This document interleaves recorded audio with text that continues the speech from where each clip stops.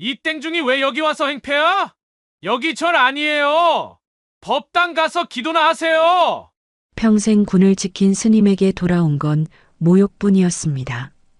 그러나 그 순간 합참의장이 헬기를 타고 나타나 무릎을 꿇었습니다. 손자 면회장에서 드러난 여군 장성 스님의 전설 같은 이야기.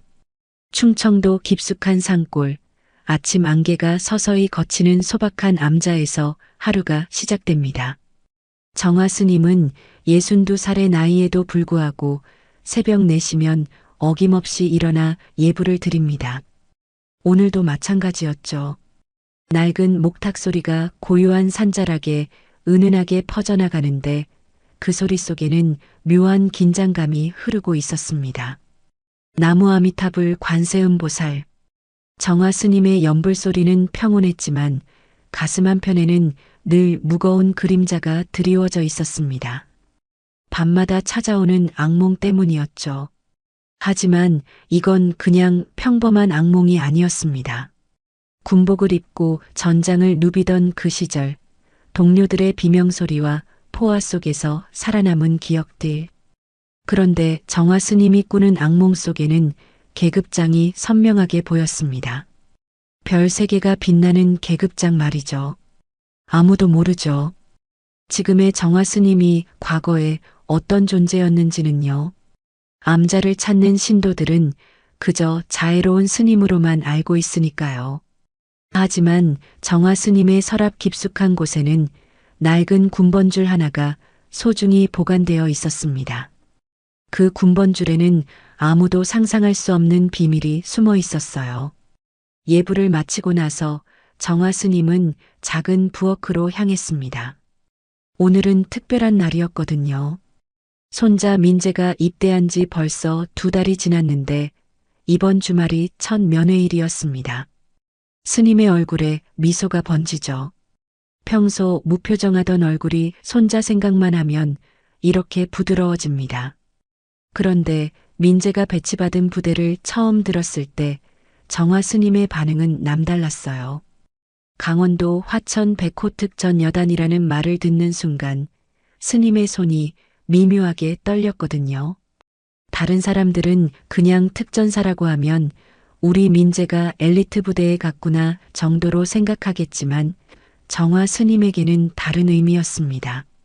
민재가 좋아하던 김치전을 해줘야지. 정화 스님은 정성껏 반죽을 만들기 시작했습니다. 김치는 직접 담근 것으로 민재가 어릴 때부터 가장 좋아하던 음식이었어요. 하지만 김치전을 부치면서도 스님의 마음 한구석에는 불안감이 자리했습니다. 특전사라는 곳이 어떤 곳인지, 그곳의 훈련이 얼마나 혹독한지 너무나 잘 알고 있었거든요. 깻잎 무침도 빠뜨릴 수 없죠. 민재가 할머니가 만든 깻잎 무침이 세상에서 제일 맛있다고 했던 말이 아직도 귀에 생생합니다. 그런데 정화 스님이 깻잎을 다듬으면서 보인 손놀림은 보통 할머니들과는 달랐어요. 정확하고 빠르면서도 어딘가 날카로운 면이 있었죠. 마치 훈련받은 사람의 손놀림 같았습니다. 도시락통에 음식을 정성스럽게 담으면서 스님은 속으로 중얼거렸습니다. 군대가 어떤 곳인지 누구보다 잘 알지. 하지만 내 피부치 하나 군복 입었다 생각하니 내 마음이 달라지네. 정화 스님의 이 말에는 깊은 의미가 숨어 있었어요. 단순히 군대를 경험했다는 게 아니라 그보다 훨씬 더 깊은 차원에서 군대를 알고 있었거든요. 스님의 눈빛에는 때때로 예리함이 스쳐 지나갔는데 그건 보통 스님들에게서는 찾아볼 수 없는 특별한 것이었습니다. 달력을 보니 빨간 동그라미가 그려진 날짜가 보입니다. 면회일이라고 표시해 둔 거죠. 내일이면 드디어 민재를 만날 수 있어요. 하지만 정화 스님은 한 가지 걱정이 더 있었습니다. 혹시 민재가 자신을 알아볼까 하는 걱정 말이에요. 물론 민재는 할머니가 과거에 어떤 일을 했는지 전혀 모르죠. 하지만 부대 안에서 혹시나 하는 일이 생길까봐 마음이 무거웠어요. 민재야, 할머니가 맛있는 거 많이 싸갈게. 조금만 기다려라. 정화 스님은 도시락통을 들여다보며 흐뭇한 미소를 지었습니다. 김치전, 깻잎 무침, 그리고 민재가 좋아하는 나물 반찬들까지. 부대에서 먹는 밋밋한 급식보다는 훨씬 맛있을 거예요. 하지만 스님의 마음 깊숙한 곳에서는 다른 생각들이 꿈틀거리고 있었습니다. 서랍을 열어 낡은 군번줄을 꺼내보던 정화 스님. 그 군번줄에는 세월의 흔적이 고스란히 배어 있었어요. 하지만 더 중요한 건 그 군번줄이 보통 병사들의 것과는 확연히 다르다는 점이었습니다. 재질부터가 달랐거든요. 이건 고위 장교들만이 착용할 수 있는 특별한 것이었어요. 정화 스님은 군번줄을 다시 서랍 깊숙이 넣으면서 한숨을 내쉬었습니다. 내일 면회를 가면 과연 아무 일 없이 돌아올 수 있을까요? 아니면 감춰둔 과거가 다시 수면 위로 떠오르게 될까요? 스님 자신도 확신할 수 없었습니다. 다만 한 가지 확실한 건 손자 민재만큼은 반드시 지켜내겠다는 각오였어요. 밤이 깊어가면서 암자는 더욱 고요해졌습니다. 하지만 정화 스님의 마음은 전혀 평온하지 않았어요. 내일 있을 면회에 대한 기대와 불안이 교차하면서 잠들기 힘든 밤을 보내야 했거든요. 과연 내일은 어떤 하루가 될까요? 새벽 5시 정화 스님은 결국 한잠도 제대로 이루지 못한 채 일어났습니다. 평소보다 1시간이나 일찍 깬 거죠. 마음이 너무 복잡해서 잠이 오지 않았거든요. 손자를 만난다는 기대감과 함께 설명할 수 없는 불안감이 계속 엄습했어요. 부대까지 가려면 새벽 버스를 타야 했습니다. 화천까지는 2시간 넘게 걸리는 먼 길이었죠. 정화 스님은 어제 준비해둔 도시락을 점검했어요. 김치전이 식어서 딱딱해지지 않았나, 깻잎 무침이 물러지지 않았나 하나하나 살펴봤습니다. 민재가 좋아하는 음식들이니까 완벽해야 했어요. 민재야, 할머니가 간다. 중얼거리면서 승복을 단정히 여미던 정화 스님의 손이 잠시 멈췄습니다. 평소 입던 회색 승복 말고 조금 더 격식 있는 옷을 입어야 할까 하는 생각이 들었거든요. 하지만 이내 고개를 저었어요. 지금의 자신은 그저 손자를 그리워하는 평범한 할머니일 뿐이니까요. 버스 정류장까지 가는 산길은 아직 어둠이 가시지 않았어요. 하지만 정화 스님의 걸음걸이는 확실했습니다. 62살의 나이에도 불구하고 발걸음이 전혀 흔들리지 않았어요. 마치 정확한 목표를 향해 전진하는 군인의 행진 같았죠. 버스 안에서 정화 스님은 창밖 풍경을 바라보면서 과거를 떠올렸습니다. 젊은 시절 이런 식으로 부대를 방문했던 기억들이 새록새록 떠올랐어요. 하지만 그때는 면회객이 아니라 전혀 다른 신분이었죠. 버스가 화천에 가까워질수록 정화 스님의 마음은 더욱 복잡해졌어요. 드디어 백호특전여단 정문이 보였습니다. 위풍당당한 부대 정문과 철책, 그리고 경계를 서는 병사들의 모습이 한눈에 들어왔어요. 정화 스님은 잠시 걸음을 멈추고 깊이 숨을 들이마셨습니다. 이곳의 공기부터가 다른 곳과 달랐거든요. 긴장감과 규율이 배어있는 특별한 분위기였어요. 정문 초소에는 최대위가 앉아서 서류를 뒤적이고 있었습니다. 33살의 최대위는 전형적인 엘리트 장교 스타일이었어요. 반듯한 군복에 번쩍이는 계급장, 그리고 어딘가 오만해 보이는 표정까지. 정화 스님이 다가가자 최대위는 귀찮다는 듯 고개를 들었습니다. 백호여단 일병 박민재 면회 왔습니다. 할머니가 도시락을 싸왔습니다. 정화 스님의 목소리는 정중했지만 어딘가 당당함이 배어 있었어요. 하지만 최대위의 반응은 차가웠습니다.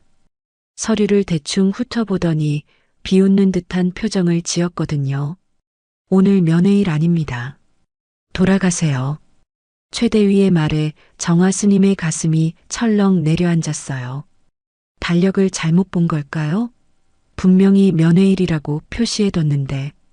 하지만 최대위의 태도는 단순히 날짜 확인하는 수준이 아니었어요. 여긴 경로당 아니에요. 할머니들이 심심하다고 아무 때나 오시면 곤란합니다. 최대위의 말투에는 명백한 무시와 조롱이 섞여 있었습니다. 주변에 있던 병사들 몇 명이 킥킥거리며 웃기 시작했어요.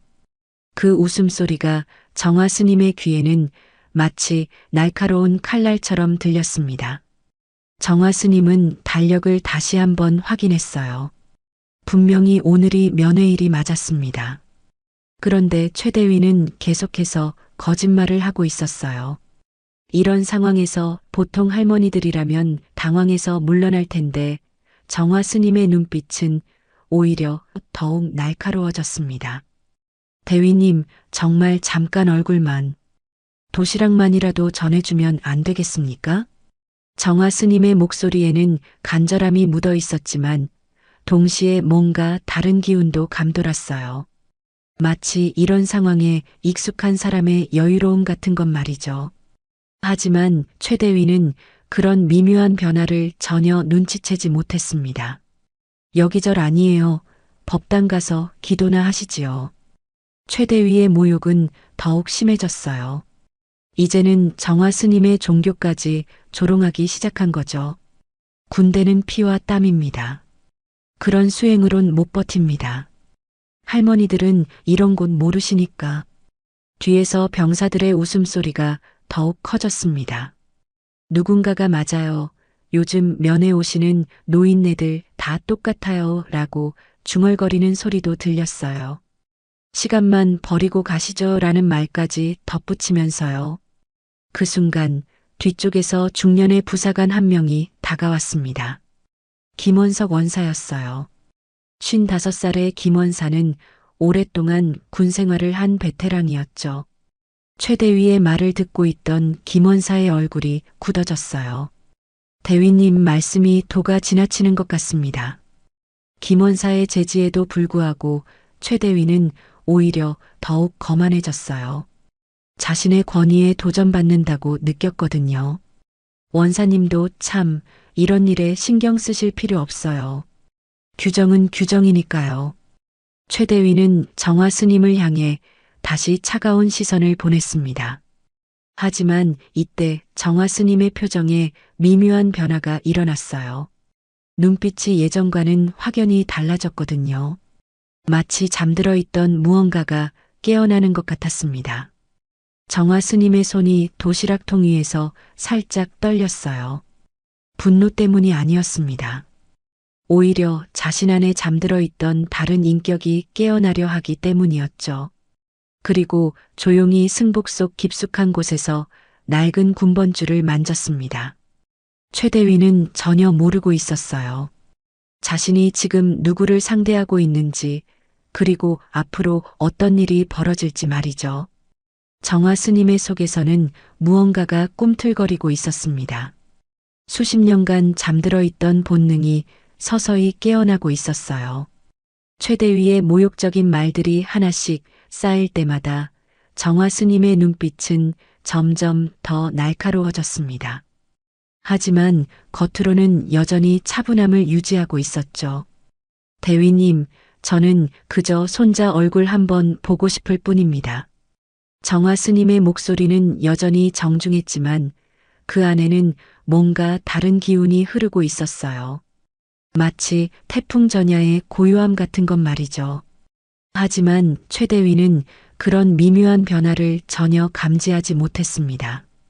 아이고, 정말 끈질기시네요. 할머니, 여기가 어디인 줄 아세요? 최대위는 자리에서 일어나며 더욱 거만한 태도를 보였어요.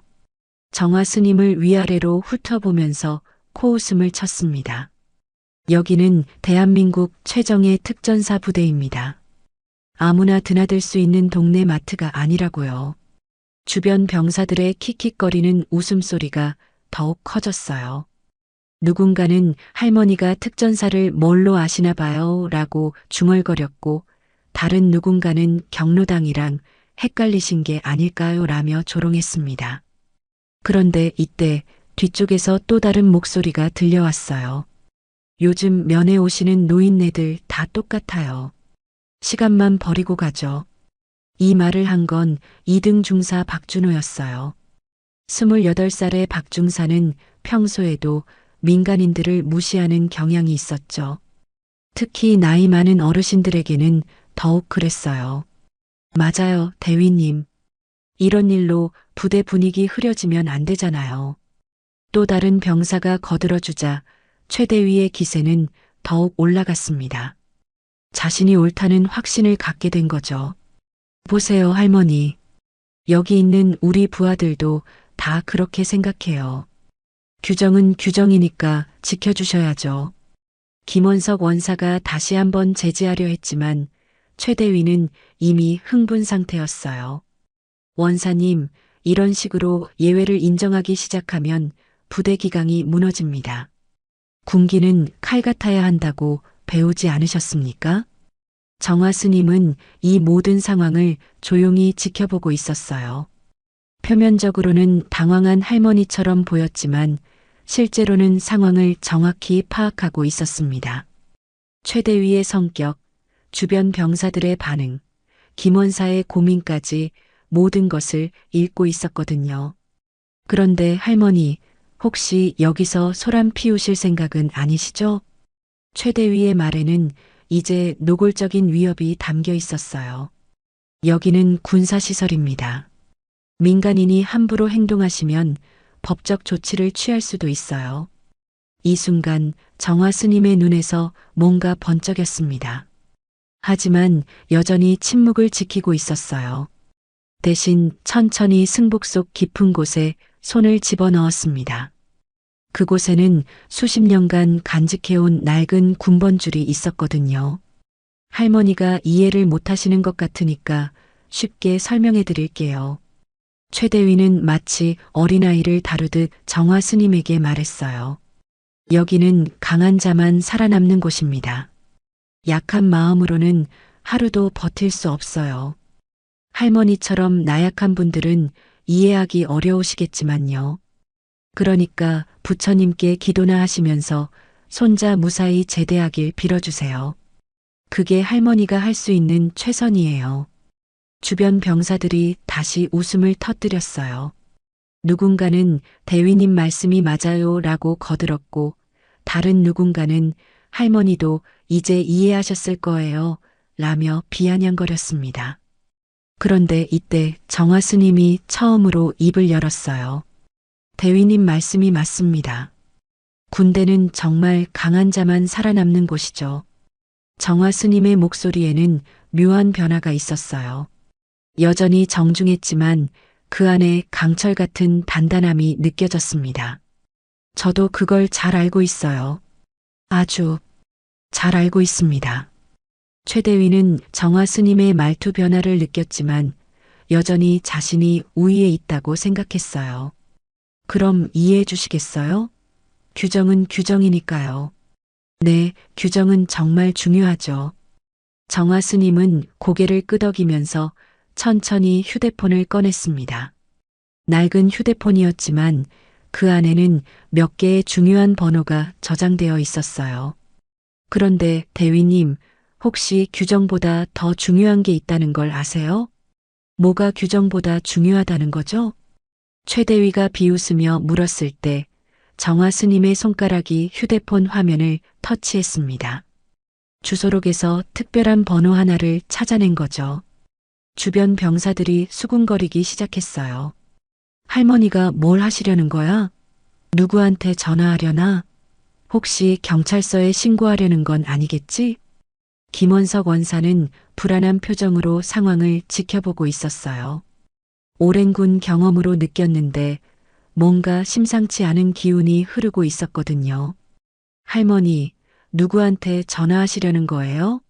설마 국방부에 민원 넣으시려는 건 아니죠? 병사들이 다시 킥킥거리며 웃었어요. 하지만 정화 스님의 표정은 더욱 진지해졌습니다. 대위님이 규정을 중요하게 생각하신다니까 저도 적절한 절차를 밟아보려고요. 정화 스님의 손가락이 전화번호를 누르기 시작했습니다. 그 번호는 아무도 상상할 수 없는 특별한 번호였어요. 전화벨 소리가 울리기 시작했습니다. 한 번, 두 번. 주변의 병사들은 여전히 킥킥거리며 웃고 있었어요. 최대위 역시 비웃는 표정을 지으며 정화 스님을 바라보고 있었죠. 아마 국민신문고나 국정감사실 같은 곳에 전화하는 줄 알았을 거예요. 할머니, 누구한테 전화하시는 거예요? 청와대라도 아시나요?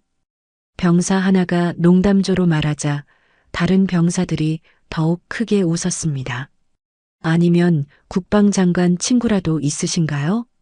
할머니, 대통령 번호라도 있어요? 조롱과 비웃음이 가득한 분위기였어요. 하지만 정화 스님의 표정은 점점 더 진지해졌습니다. 전화가 연결되기를 기다리는 동안 스님의 눈빛에는 과거의 기억들이 스쳐 지나갔어요. 그때 수화기 너머에서 낮고 묵직한 목소리가 흘러나왔습니다. 합참의장 이상훈입니다. 순간 주변이 조용해졌어요. 병사들의 웃음소리가 뚝 그쳤죠. 합참의장이라는 단어가 무엇을 의미하는지 모르는 사람은 없었거든요. 대한민국군 최고 위층 중에 최고 위층이었어요. 최대위의 얼굴이 순간 굳어졌습니다. 설마 정말 합참의장과 연결된 건 아니겠지 하는 의심의 눈빛으로 정화 스님을 바라봤어요. 하지만 스님의 다음 말을 듣고는 완전히 얼어붙었습니다. 상훈아, 나다. 정화 스님의 목소리는 이전과 완전히 달랐어요. 더 이상 조심스럽고 정중한 할머니의 목소리가 아니었습니다. 권위 있고 당당하며 어떤 거리낌도 없이 상대방을 부르는 목소리였어요. 전화기 너머에서 잠시 정적이 흘렀습니다. 그리고 떨리는 목소리가 들려왔어요. 스승님, 정화 장군님이십니까? 장군님이라는 단어가 정문 앞 공간에 울려 퍼졌습니다. 병사들의 얼굴이 하얗게 질렸어요. 최대위는 입을 벌린 채 말을 잇지 못했습니다. 김원석 원사의 눈이 크게 떠졌죠. 그래, 상훈아. 오랜만이다. 정화 스님의 목소리에는 이제 완전히 다른 인격이 드러나 있었어요. 수십 년간 감춰왔던 진짜 모습이 서서히 나타나고 있었습니다. 전화기 너머에서 합참의장의 목소리가 더욱 떨리면서 들려왔어요. 장군님, 어디에 계십니까? 혹시 무슨 일이? 화천 백호 특전 여단에 있다. 손자 면회 왔는데. 정화 스님이 말을 끝내기도 전에 합참의장의 다급한 목소리가 들렸습니다.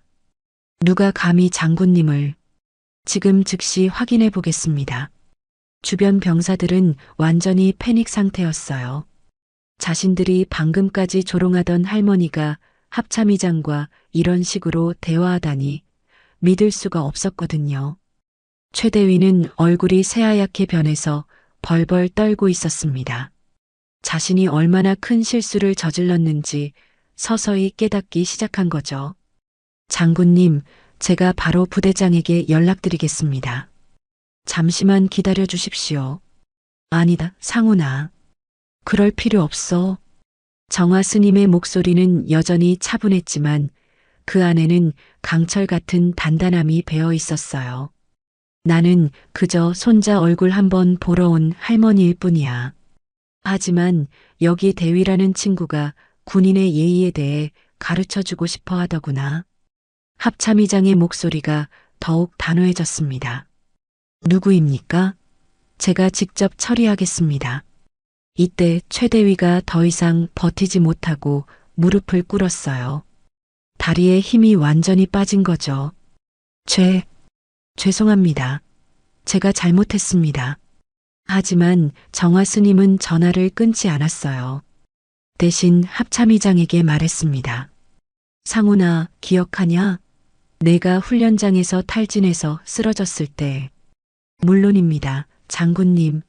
그때 장군님이 저를 업어내주지 않으셨다면. 그때 내가 너에게 뭐라고 했지? 합참의장의 목소리에서 감정이 묻어났어요. 동료를 지키는 게 군인의 첫 번째 임무라고. 그리고 예의는 계급보다 먼저라고 가르쳐 주셨습니다. 주변 병사들이 숨을 죽이고 이 대화를 듣고 있었어요. 자신들이 얼마나 큰 존재를 모독했는지 이제야 깨닫기 시작한 거죠. 맞다. 그런데 지금 여기서는 그런 기본도 모르는 군인들이 있더구나. 정화 스님의 시선이 최대위에게 향했어요. 최대위는 땀을 뻘뻘 흘리며 바닥에 엎드려 있었습니다. 장군님, 제가 즉시 조치하겠습니다. 용서해 주십시오. 조치는 필요 없어, 상훈아. 다만 교육이 필요한 것 같구나. 정화 스님이 천천히 최대위를 내려다봤습니다. 그 눈빛에는 수십 년간 쌓인 권위와 위엄이 고스란히 담겨 있었어요. 대위, 이제 알겠나? 진짜 군인이 무엇인지 말이야. 김원석 원사도 그제야 상황을 파악하고 정중히 경례를 올렸습니다. 다른 병사들도 하나둘씩 차렷 자세를 취하기 시작했어요. 하지만 이건 시작에 불과했습니다. 진짜 충격적인 일은 이제부터 벌어질 예정이었거든요. 전화 통화가 끝나자 정문 앞은 완전히 다른 분위기가 되었습니다. 방금까지 킥킥거리며 웃던 병사들은 모두 얼어붙어 있었고 최대위는 여전히 바닥에 무릎을 꿇은 채 벌벌 떨고 있었어요. 정화 스님은 휴대폰을 천천히 승복 속에 넣으면서 주변을 둘러봤습니다. 모두들 그렇게 놀랄 필요는 없어요. 정화 스님의 목소리는 다시 부드러워졌지만 그 안에 담긴 권위는 여전했어요. 병사들은 아무도 움직이지 못하고 있었습니다. 그런데 이때 부대 안쪽에서 웅성거리는 소리가 들려왔어요.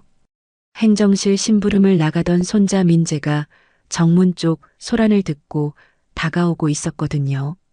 민재는 무슨 일인지 궁금해하며 천천히 걸어왔습니다. 뭔 일이야? 왜 이렇게 조용해? 민재가 정문에 가까워지면서 정화 스님의 모습이 눈에 들어왔어요. 순간 민재의 얼굴이 밝아졌습니다. 할머니, 여긴 어떻게? 하지만 민재의 말은 거기서 멈췄어요. 주변 상황이 너무 이상했거든요. 무릎 꿇은 최대위, 경직된 채로 서 있는 병사들, 그리고 평소와는 완전히 다른 분위기의 할머니까지.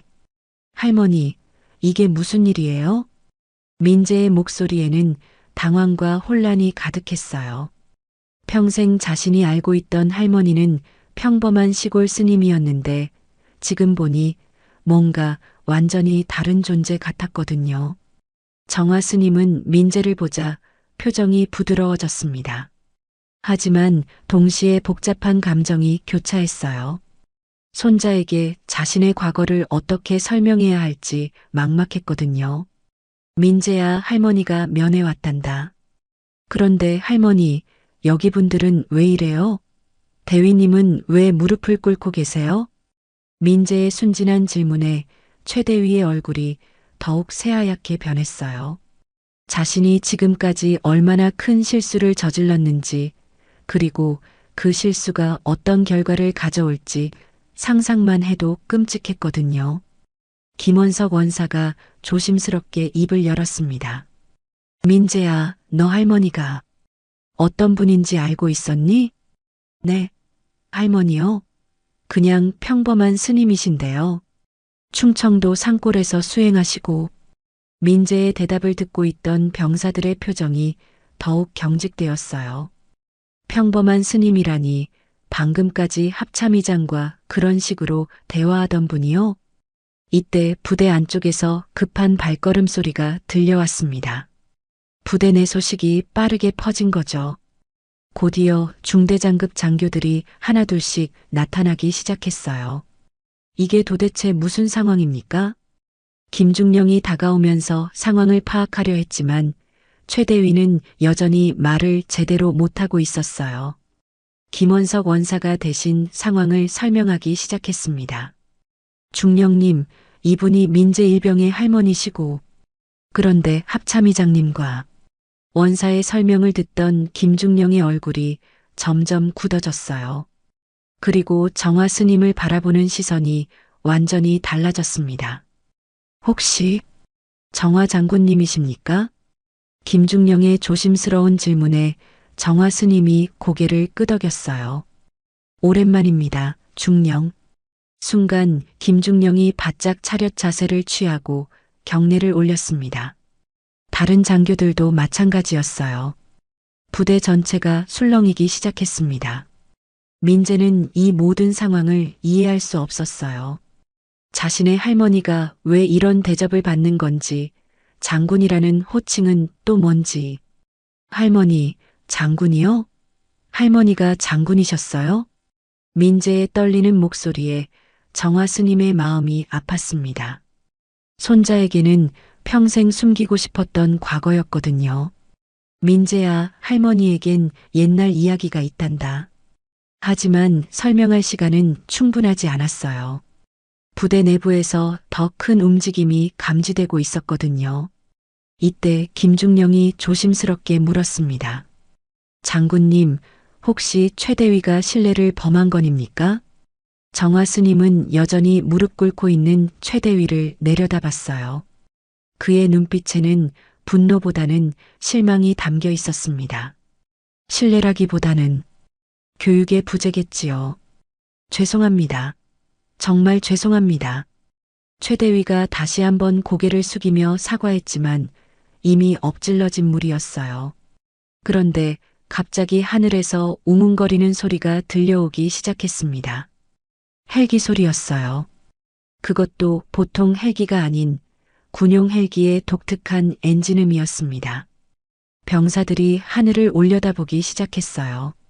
점점 가까워지는 헬기 소리에 모든 사람들의 시선이 하늘로 향했습니다. 헬기다. 저게 뭔 헬기야? 혹시 합참의장님 헬기 아닌가? 병사들의 웅성거림이 커졌어요. 정화 스님은 하늘을 올려다보며 작은 한숨을 내쉬었습니다. 상훈이 이 녀석 역시 성격이 그대로구나. 민재는 더욱 혼란스러워했어요. 헬기까지 오는 상황이라니 도대체 할머니가 누구이길래 이런 일이 벌어지는 건지 전혀 이해할 수 없었거든요. 헬기 소리가 점점 더 가까워졌습니다. 이제 곧 착륙할 것 같았어요. 부대 전체가 긴장으로 가득 찼습니다. 과연 헬기에서 누가 내릴까요? 헬기 소리가 점점 더 커지면서 부대 전체가 술렁이기 시작했습니다. 하늘에서 내려다 보이는 헬기는 일반적인 군용 헬기가 아니었어요. 합참의장 전용기였거든요. 그 특별한 마크를 본 김중령의 얼굴이 더욱 굳어졌습니다. 이런, 정말 합참의장님이 직접 오시는 건가요? 김중령의 중얼거림에 주변 장교들도 긴장하기 시작했어요. 평소 같으면 꿈에서나 볼 수 있는 최고 위층이 직접 부대로 오는 상황이었거든요. 민재는 여전히 상황을 파악하지 못하고 있었습니다. 할머니 때문에 이 모든 일이 벌어지고 있다는 게 믿어지지 않았어요. 할머니, 저 헬기가 할머니 때문에 온 거예요? 정화 스님은 민재를 바라보며 안쓰러운 표정을 지었습니다.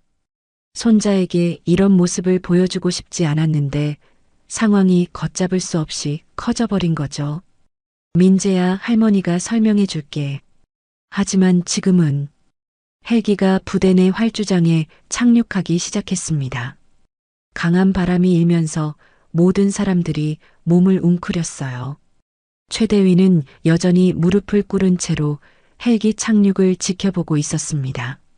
착륙이 완료되자 헬기 문이 열렸어요. 그리고 그 안에서 군복을 단정히 차려입은 한 사람이 급하게 뛰어내렸습니다. 합동참모본부 의장 이상훈이었어요.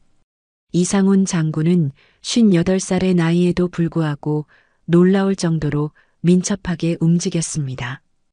헬기에서 내리자마자 주변을 둘러보더니 정화 스님을 발견했어요. 그 순간 놀라운 일이 벌어졌습니다. 대한민국군 최고 위층 중 한 명인 합참의장이 정화 스님 앞에서 무릎을 꿇은 거예요.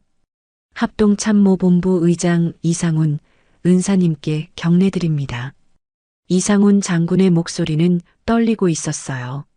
감격과 존경, 그리고 죄송함이 뒤섞인 복잡한 감정이 드러나 있었습니다. 부대의 모든 사람들이 이 광경을 믿을 수 없다는 표정으로 바라봤어요. 합참의장이 한 민간인에게 무릎을 꿇고 경례를 올리다니 상상도 할 수 없는 일이었거든요. 민재의 다리가 후들거렸습니다.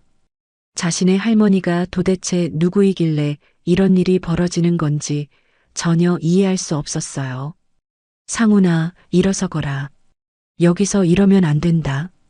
정화 스님의 조용한 말에 이상훈 장군이 천천히 일어났지만 그의 눈에는 여전히 눈물이 맺혀 있었어요. 장군님을 모시겠다고 말씀드렸는데 이런 일이 벌어지다니 정말 죄송합니다. 이상훈 장군은 주변을 둘러보다가 여전히 무릎 꿇고 있는 최대위를 발견했습니다. 그의 표정이 순간 차갑게 변했어요. 누가 감히 은사님께 무례를 범했습니까? 이상훈 장군의 목소리에는 분노가 담겨 있었어요. 김중령이 급하게 상황을 설명하려 했지만 이상훈 장군의 표정은 점점 더 굳어졌습니다. 최대위. 이상훈 장군의 호명에 최대위가 온몸을 떨면서 대답했어요. 예. 당신이 우리 은사님께 무례를 범한 겁니까? 최대위는 말을 제대로 잇지 못했어요. 목소리가 떨려서 나오지 않았거든요. 그런데 이때 정화 스님이 조용히 입을 열었습니다. 상훈아, 진정해라. 그보다 내가 너에게 하고 싶은 말이 있다. 이상훈 장군이 즉시 정화 스님에게 집중했어요. 기억하느냐? 내가 훈련장에서 기절했을 때 말이야. 물론입니다. 장군님이 저를 업어내 주시지 않으셨다면. 이상훈 장군의 목소리가 떨렸어요. 그때의 기억이 생생하게 떠올랐거든요. 그때 저는 신병이었고 혹독한 훈련을 견디지 못해 쓰러졌습니다.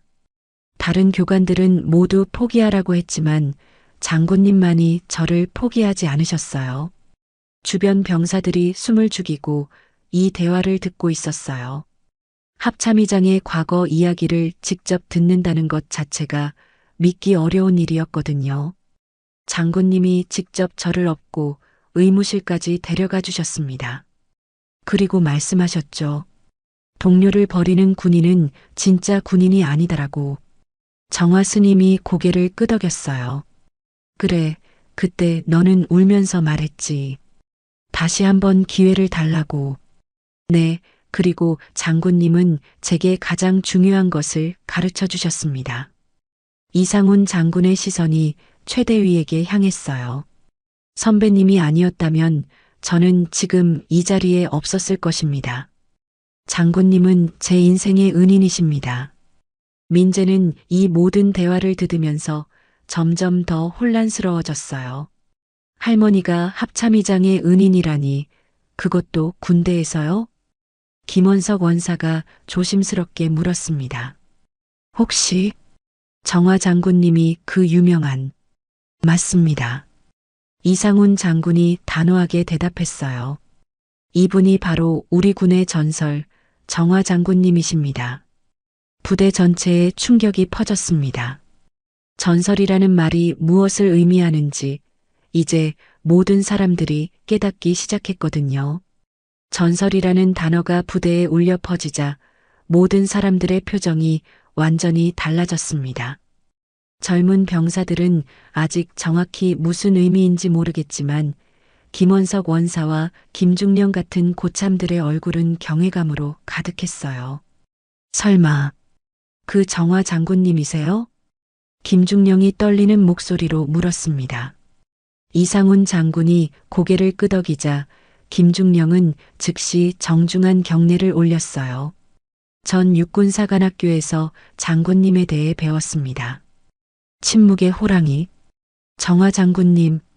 침묵의 호랑이라는 별명을 들은 병사들이 웅성거리기 시작했어요. 일부는 들어본 적이 있는 듯 했고, 일부는 완전히 처음 듣는 이야기였습니다. 민재는 더욱 혼란스러웠어요. 침묵의 호랑이라니 할머니와는 전혀 어울리지 않는 별명이었거든요. 할머니가 침묵의 호랑이요? 정화 스님은 민재를 바라보며 깊은 한숨을 내쉬었습니다. 이제 더 이상 숨길 수 없었어요. 민재야, 할머니에게는 긴 이야기가 있단다. 이상훈 장군이 주변 사람들을 향해 설명하기 시작했습니다. 여러분이 아셔야 할 것은 이분이 단순한 전설이 아니라는 겁니다. 정화 장군님은 우리나라 최초의 여성 준장이셨어요. 부대에 정적이 흘렀습니다. 최초의 여성 준장이라니 그 의미가 얼마나 큰지 모든 사람들이 깨닫기 시작했어요. 그것도 전투병과에서 말입니다. 당시에는 상상도 할 수 없었던 일이었죠. 김원석 원사가 감탄하며 말했어요. 그러고 보니 제가 신병 때 들었던 이야기가 혹시 무인도 훈련 사건이? 이상훈 장군의 눈이 반짝였어요. 그렇습니다. 정화 장군님이 직접 최전방에서 지휘하신 그 유명한 작전이죠. 정화 스님은 과거를 회상하며 조용히 말했습니다. 그건 별것 아니었어. 그저 해야 할 일을 했을 뿐이지. 하지만 이상훈 장군은 다르게 생각했어요. 별것 아니라니요. 장군님은 극한 상황에서 부하들을 모두 무사히 구출해내셨습니다. 그때 장군님의 판단력과 리더십이 없었다면 최대위는 이 모든 이야기를 들으면서 자신이 얼마나 큰 실수를 했는지 절감하고 있었어요. 자신이 조롱했던 할머니가 이런 분이었다니 땅에 묻히고 싶은 심정이었습니다. 그런데 장군님, 왜 갑자기 군복을 벗으신 건가요? 김중령의 질문에 정화 스님의 표정이 잠시 어두워졌어요. 그때는 개인적인 이유가 있었다. 이상훈 장군이 조심스럽게 설명을 이어갔습니다. 장군님은 전역 후 불교에 귀의하셨습니다. 하지만 군에서의 공로는 영원히 기억될 거예요. 민재가 떨리는 목소리로 물었습니다. 할머니, 그럼 정말 장군이셨던 거예요? 정화 스님은 민재의 손을 잡았어요. 그래, 민재야. 할머니는 예전에 군인이었단다. 하지만 지금은 그저 너를 사랑하는 할머니일 뿐이야. 이때 최대위가 더 이상 참지 못하고 일어섰습니다. 무릎으로 기어가면서 정화 스님의 발 앞에 완전히 엎드렸어요. 장군님, 정말 죄송합니다. 제가 정말 잘못했습니다. 최대위의 목소리는 완전히 떨리고 있었어요. 자신의 군 생활이 끝날 수도 있다는 두려움과 함께 진심으로 후회하는 마음이 섞여 있었습니다. 제가 얼마나 무례했는지 용서해 주십시오. 정화 스님은 최대위를 내려다보며 차분하게 말했습니다. 일어서거라, 대위. 최대위가 조심스럽게 고개를 들었어요. 너는 규정을 지킨 것까지는 잘했다. 하지만 예의는 규정보다 먼저 배워야 하는 것이야. 정화 스님의 목소리에는 분노가 아닌 가르침이 담겨 있었어요. 군인에게 가장 중요한 것이 무엇인지 아느냐? 예. 국가를 지키는 것입니다. 그래, 맞다. 하지만 그보다 먼저 배워야 할 것이 있어. 정화 스님의 시선이 민재에게 향했어요. 동료를 지키는 것이다. 그리고 가족을 지키는 것이지. 이상훈 장군이 고개를 끄덕였어요. 그것이 바로 장군님이 저에게 가르쳐 주신 첫 번째 교훈이었습니다. 정화 스님은 최대위를 다시 바라봤어요. 대위 가족을 모욕하는 군인은 결코 훌륭한 지휘관이 될 수 없다. 부하를 이끌기 전에 먼저 사람을 존중하는 법을 배워야 해. 최대위가 고개를 깊이 숙였어요. 명심하겠습니다, 장군님. 민재가 정화 스님을 바라보며 말했습니다. 할머니, 저도 할머니 같은 군인이 되고 싶어요. 정화 스님의 눈에 눈물이 맺혔어요. 민재야, 군복은 무겁다. 하지만 동료를 지키는 마음은 더 무겁지. 그걸 견뎌야 진짜 군인이야. 이상훈 장군이 감동하며 말했습니다. 역시 장군님이십니다. 지금도 후배들을 가르치고 계시는군요. 부대의 분위기가 완전히 바뀌었어요. 존경과 감동이 가득한 분위기였습니다. 며칠이 지난 후 백호 특전 여단에는 놀라운 변화가 일어났습니다. 부대 전체에 새로운 규정이 신설되었어요. 면회객 예우 지침이라는 특별한 매뉴얼이 만들어진 거죠. 특히 어르신 면회객들을 정중히 모시라는 내용이 강조되어 있었습니다. 정화 스님의 방문 이후 부대 분위기는 완전히 달라졌어요. 병사들 사이에서는 침묵의 호랑이 이야기가 전설처럼 회자되고 있었습니다. 하지만 그들이 기억하는 건 무서운 장군의 모습이 아니라 손자를 그리워하는 할머니의 모습과 후배들을 가르치는 스승의 모습이었어요. 민재는 그날 이후 분대에서 완전히 다른 사람이 되었습니다. 할머니의 진짜 모습을 알게 된 후 자신도 진정한 군인이 되겠다는 각오를 다졌거든요. 평소보다 더 솔선수범하며 동료들을 이끌기 시작했어요. 민재, 내 할머니 정말 대단하시다. 같은 분대 선임인 상병 이철수가 감탄하며 말했습니다. 그런 분의 손자라니 너도 뭔가 다르긴 하더라. 민재는 부끄러운 듯 웃으며 대답했어요. 저는 아직 멀었어요. 할머니처럼 되려면 정말 많이 배워야 해요. 하지만 민재의 변화는 확실했어요. 후임들을 대할 때도 더욱 배려심 있게 행동했고 힘든 훈련에서도 동료들을 격려하며 앞장섰습니다. 부사관들도 그런 민재의 모습을 높이 평가했어요. 민재는 진짜 리더감이야. 김원석 원사가 다른 부사관들에게 말했습니다. 할머니의 피가 흐르는 게 확실해. 남을 먼저 생각하는 마음이 있어. 최대위는 그날 이후 완전히 달라진 사람이 되었어요. 면회객들을 대할 때는 물론이고 부하들을 대하는 태도도 많이 바뀌었습니다. 정화 스님의 가르침이 그의 마음 깊이 새겨진 거죠. 대위님, 요즘 많이 달라지셨네요. 김중령이 최대위를 보며 말했어요. 그날 정화 장군님의 말씀을 듣고 많은 생각을 했습니다. 제가 정말 부끄러웠어요. 최대위는 진심으로 반성하고 있었어요. 그리고 그 반성이 실제 행동의 변화로 이어지고 있었습니다. 충청도 산골 암자로 돌아온 정화 스님은 평소와 같은 일상을 보내고 있었어요. 새벽 예불, 참선, 그리고 소박한 일과들. 하지만 마음 한편에는 따뜻한 감정이 자리하고 있었습니다. 민재가 잘 지내고 있겠지.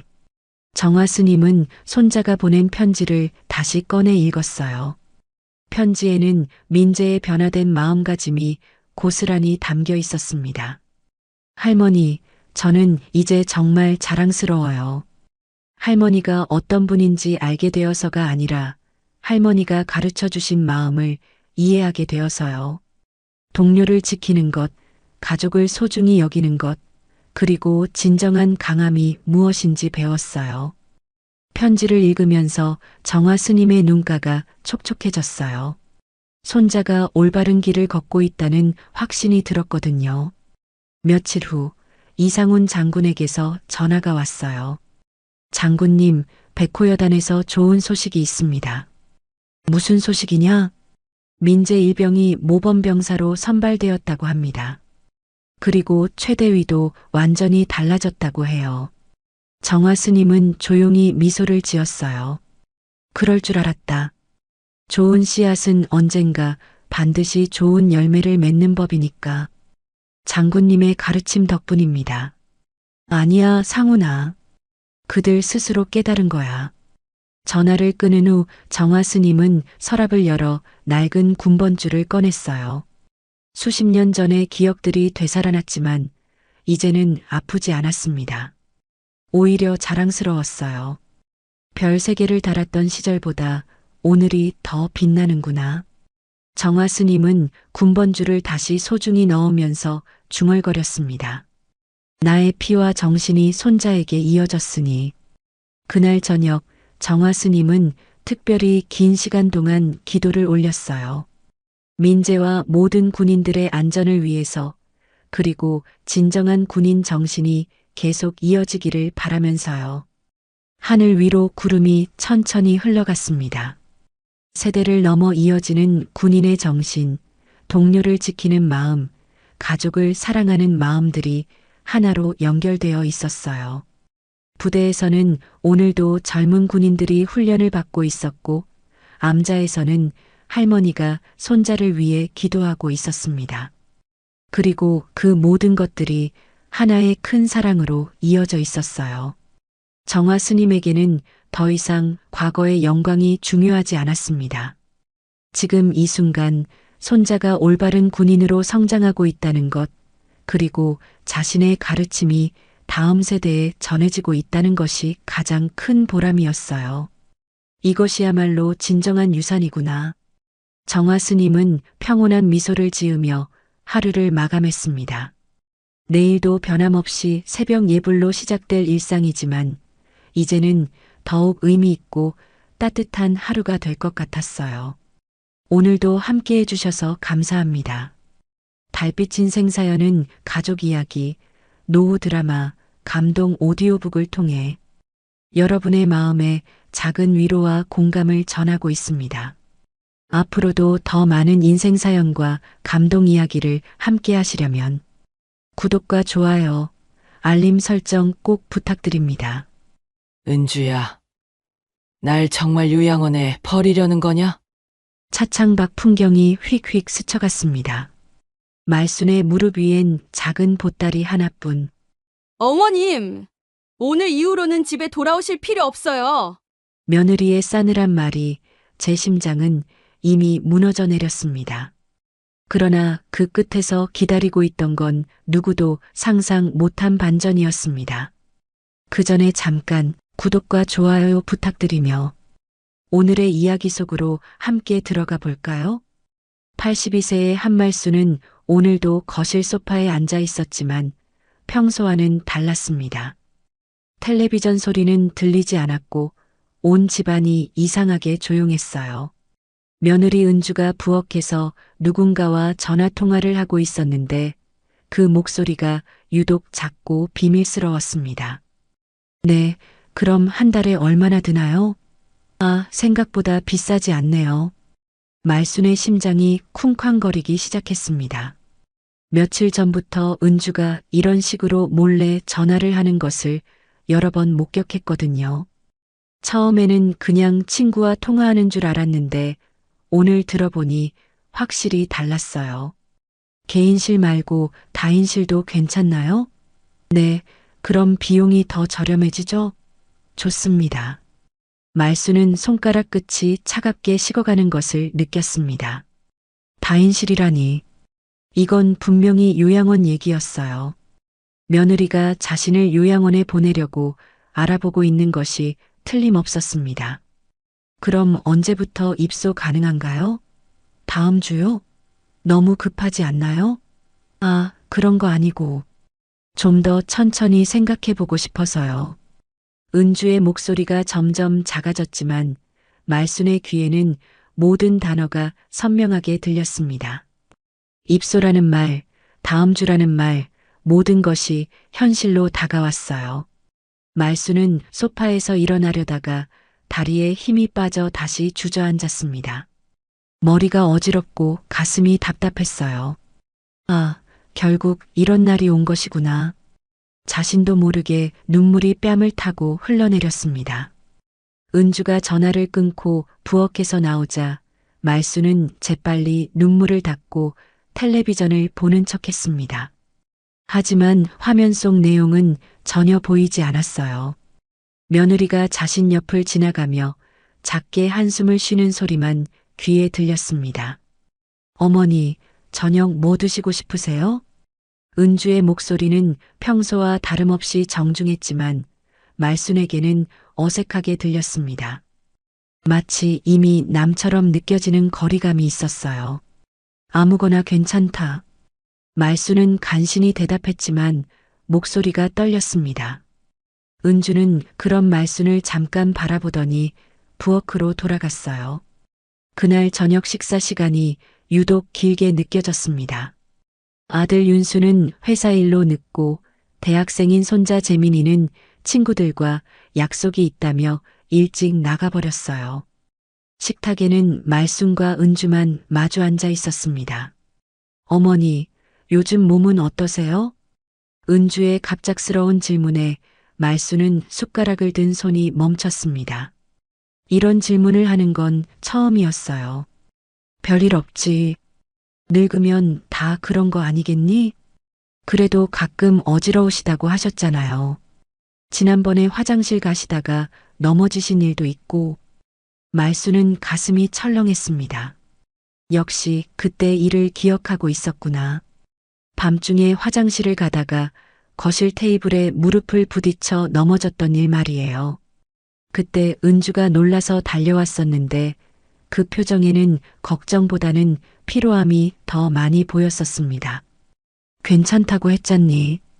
그냥 잠깐 어두워서 그런 거야. 네. 그렇죠.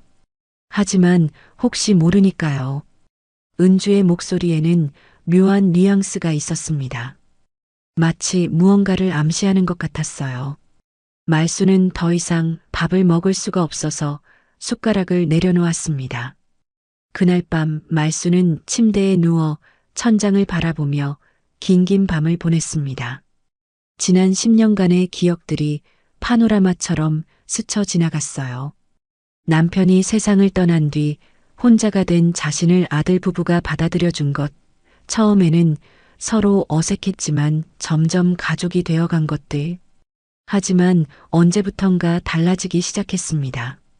말순이 자꾸 깜빡하는 일이 많아지고 밤에 잠을 설치며 돌아다니는 일이 잦아지면서부터요. 은주의 얼굴에서 피로의 기색이 짙어져 갔고 아들도 점점 바빠져서 집에 있는 시간이 줄어들었어요.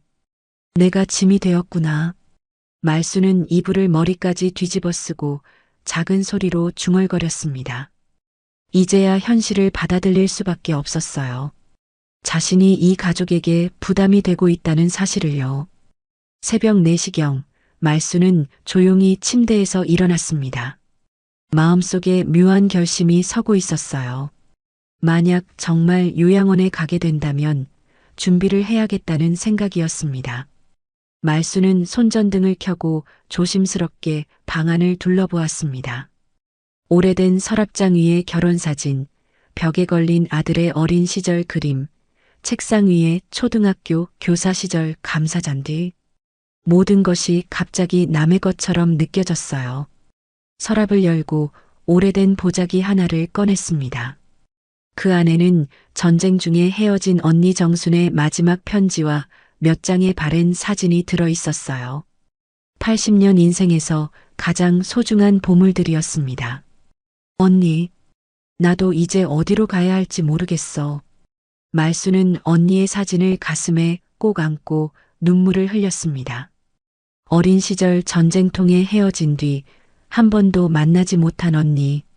그 언니가 지금 어디서 무엇을 하고 있는지 살아있기나 한 건지도 모르겠어요. 창밖에서는 새벽 첫차 소리가 들려왔습니다. 하루가 또 시작되고 있었어요. 말순에게는 아마도 이 집에서 보내는 마지막 며칠 중 하나가 될지도 모르는 하루가요. 다음 날 아침 말순은 평소보다 일찍 일어나 있었습니다. 밤새 잠을 설친 탓에 눈이 퀭하니 들어가 있었지만 마음은 오히려 차분했어요. 어젯밤 내린 결심 때문인지 이상하게 담담한 기분이었습니다. 부엌에서는 은주가 아침 준비를 하고 있었습니다. 평소와 다름없는 모습이었지만 말순의 눈에는 모든 것이 다르게 보였어요. 며느리의 뒷모습조차 어색하고 멀게 느껴졌습니다. 어머니, 일찍 일어나셨네요. 잠 잘 주무셨어요? 은주가 돌아서며 인사를 건넸지만 말수는 그냥 고개만 끄덕였습니다. 뭐라고 대답해야 할지 모르겠더라고요. 잠을 잘 잤다고 할 수도 없고 그렇다고 솔직히 말할 용기도 없었습니다. 아침 식사는 더욱 조용했습니다. 아들은 일찍 출근했고 손자 재민이는 늦잠을 자고 있었어요. 식탁에는 말순과 은주만 마주 앉아 있었는데 어제보다도 더 어색한 기운이 흘렀습니다. 어머니, 은주가 조심스럽게 입을 열었습니다. 말순의 심장이 다시 빨리 뛰기 시작했어요. 내일 오후에 잠깐 외출 좀 하셔야 할 것 같아요. 드디어 시작되었구나. 말순은 숟가락을 든 손이 떨리는 것을 느꼈습니다. 하지만 최대한 평정심을 유지하려고 노력했어요. 어디를 가는데? 그냥 볼 일이 좀 있어서요. 오래 걸리지는 않을 거예요. 은주의 대답은 애매했습니다. 말수는 더 이상 묻지 않았어요. 무엇을 물어도 솔직한 대답을 들을 수 없을 것 같았거든요. 그날 하루 종일 말수는 마음의 준비를 했습니다. 작은 가방에 꼭 필요한 것들만 조심스럽게 챙겨 넣었어요. 속옷 몇 벌, 세수용품, 그리고 가장 소중한 언니의 사진과 편지가 들어있는 보자기. 더 이상은 넣을 수 없었습니다. 이게 내 인생의 전부구나. 말수는 작은 가방을 바라보며 쓸쓸하게 웃었습니다. 82년을 살아오면서 정말 필요한 건 이것뿐이었어요. 밤이 되어 가족들이 모두 잠든 뒤 말수는 집안을 천천히 둘러보았습니다. 거실의 소파, 식탁, 작은 화분들까지 모든 것과 작별 인사를 하는 기분이었어요. 10년 동안 함께한 공간이었는데 이제는 남의 집처럼 느껴졌습니다. 다음 날 오후 은주가 말순의 방문을 두드렸습니다. 어머니, 준비 다 되셨어요? 이제 출발해야 해요. 말순은 이미 옷을 갈아입고 작은 가방을 들고 기다리고 있었습니다. 은주가 그 가방을 보고 잠깐 당황하는 것 같았지만 아무 말도 하지 않았어요. 가방은 왜 들고 나오세요? 그냥 혹시 모르니까. 말순의 대답에 은주는 더 이상 묻지 않았습니다. 대신 말순의 팔을 조심스럽게 부축하며 현관으로 향했어요. 차에 올라탄 순간 말순의 가슴이 먹먹해졌습니다. 이제 정말 이 집을 떠나는 것이구나. 은주가 시동을 걸고 천천히 차를 움직이기 시작했어요. 어머니, 편하게 앉으세요. 은주의 목소리는 평소보다 부드러웠지만 말순에게는 오히려 더 서글프게 들렸습니다. 마치 마지막 배려처럼 느껴졌거든요. 차는 시내를 벗어나 교회로 향했습니다. 말순은 창밖 풍경을 바라보며 눈물을 참았어요.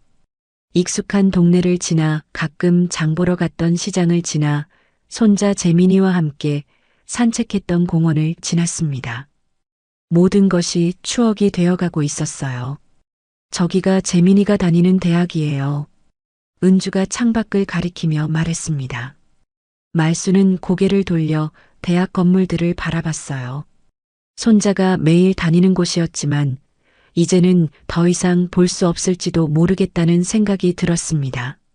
차는 점점 시골길로 접어들었습니다. 양쪽으로 논밭이 펼쳐지고 간간이 작은 마을들이 보였어요. 말순의 불안감이 점점 커졌습니다. 요양원들은 대부분 이런 외진 곳에 있다고 들었거든요. 많이 멀어? 말순이 조심스럽게 물었습니다. 아니에요. 곧 도착해요. 은주의 대답은 여전히 간단했습니다. 말순은 더 이상 묻지 않기로 했어요. 어차피 목적지는 뻔했으니까요. 차 안에는 정적이 흘렀습니다. 라디오에서는 옛날 노래가 흘러나왔어요. 말순이 젊었을 때 즐겨 듣던 노래였습니다. 그 멜로디를 들으니 갑자기 옛 추억들이 떠올랐어요.